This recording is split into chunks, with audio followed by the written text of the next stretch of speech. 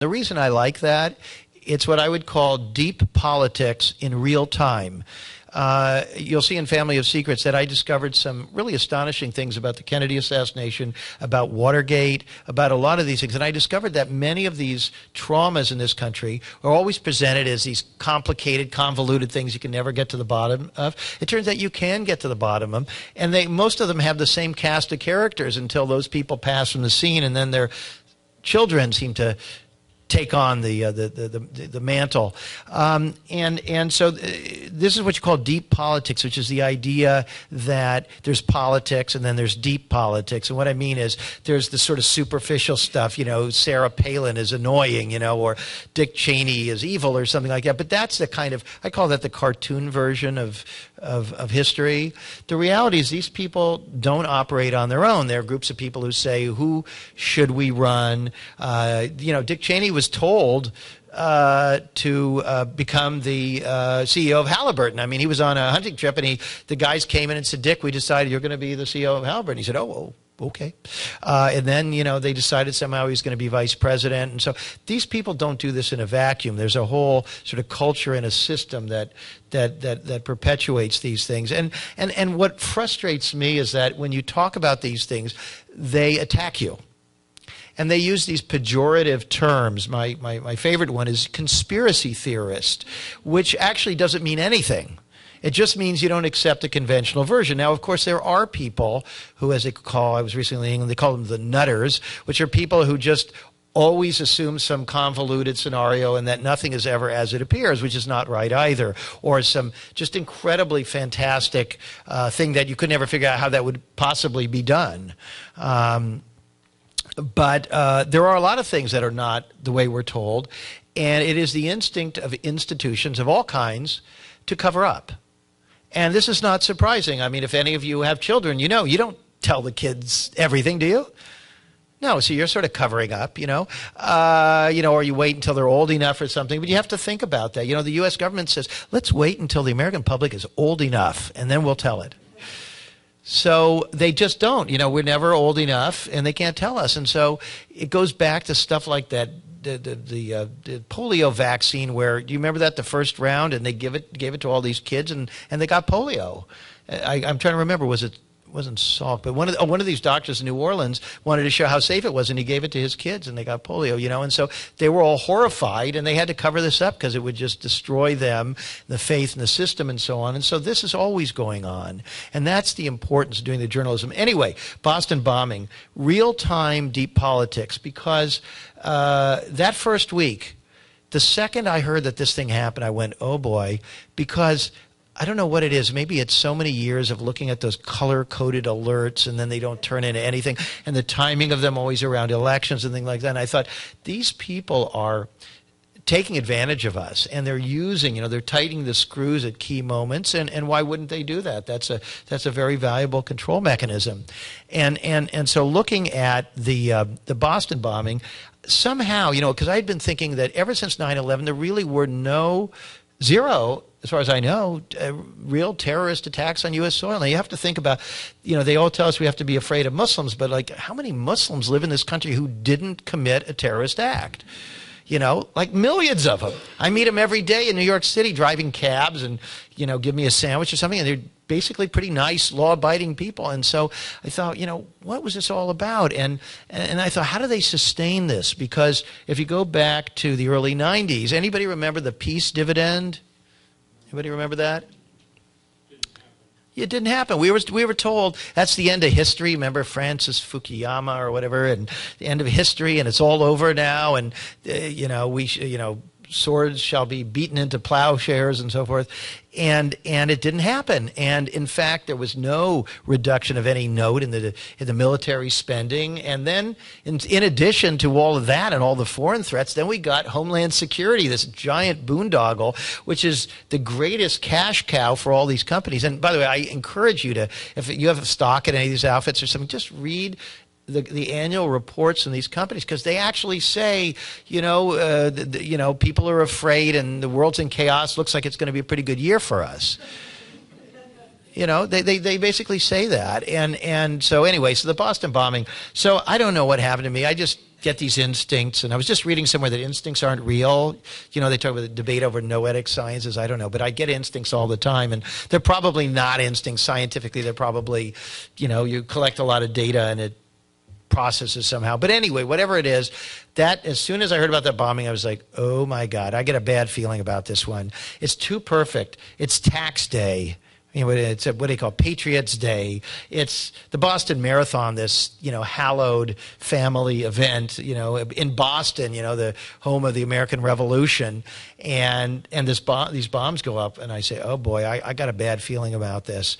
So the next day, we were doing some fundraising because Who What Why is we don't take any corporate money. We're a nonprofit, so all the money comes from folks, regular people. And so I was talking to somebody who's involved with fundraising at a large university, and she was sort of going to give us some advice. And then she said, what do you think about that Boston bombing? Do you think there's more to the story? And I paused, and then I said, I do think there's more to the story. And she said, what do you mean? And I said, well, from my experience, I wouldn't be surprised if it turns out that whoever did it or whoever we are told did it turns out to have more connections than they will admit, and that there may be some more awareness on the part of the authorities than they're going to admit. And this woman became so angry at me. I mean, she's like 92 years old, and she's still working, and she's a big, you know, liberal Democrat, and she just began almost like shaking, and she kind of wanted us out of her place. And later we were downstairs meeting with her staff, and she came in and she said, we have other things to do. And, you know, she wanted us out. It's very upsetting. This stuff is very, very upsetting. It causes cognitive dissonance, and particularly for people who are out there waving flags all the time and saying my country right or wrong and so on. This stuff just doesn't compute. It rubs like, you know, fingernails on a chalkboard, and so people fight this stuff, and they call you names or they just become furious. But I had a feeling, and then the next day nothing happened. You remember there was very briefly they said there was a Saudi guy they had held, and there was another guy who just disappeared, and by the way, they found his body in a river. That story was never followed up on. These are all people who were early, you know, mentioned in relation to the story. Monday, Tuesday, Wednesday, Thursday, people are nervous. The media is doing its usual Malaysia Air style non-coverage. Nothing's going on. There's this weird thing on Wednesday. They suddenly announce that they have some suspects and they're at the courthouse, and suddenly there's a bomb threat. And the courthouse is evacuated. Nothing ever comes of that. That was weird. Thursday, nothing's happening. And suddenly, 5 o'clock, whoop, there they are. Do you remember that? It just, if you had your TV on, suddenly, just out of nowhere, they go live to this press conference. And there's the head of the FBI office there. And suddenly, they got these images up there. Very incriminating images. People at a sporting event wearing hats and backpacks. Wow. But I sort of looked at that, and then I noticed that everybody else had hats and backpacks. I wasn't sure what it was about these guys, and they said, these are suspects. And I thought, well, why are they suspects? That's interesting. And they said, we don't know who they are. If anybody has any information, please come forward. That was 5 o'clock on Thursday. Later in the evening, we heard suddenly that a police officer had been shot. And I was like, oh, my God, that's like the Kennedy assassination. Remember, they didn't know who had shot the president. Suddenly a police officer is shot. And then they identify, supposedly Oswald dropped his wallet. I mean, you know, shot the guy and left his wallet and all his business cards so everybody could get in touch with him, you know. And, you know, this was sort of similar and kind of weird. Oh, and then a little later, carjacking. And then this guy escapes from the car. And the first thing he does is he says, this guy carjacked me. But it wasn't enough that he had a gun. I don't know about you, but if a guy has a gun and he carjacks me, I'm pretty much going to do whatever he wants. But apparently that wasn't enough, so the man had to say to him, do you know who I am? And he said, you're a guy with a gun. He said, no. I'm the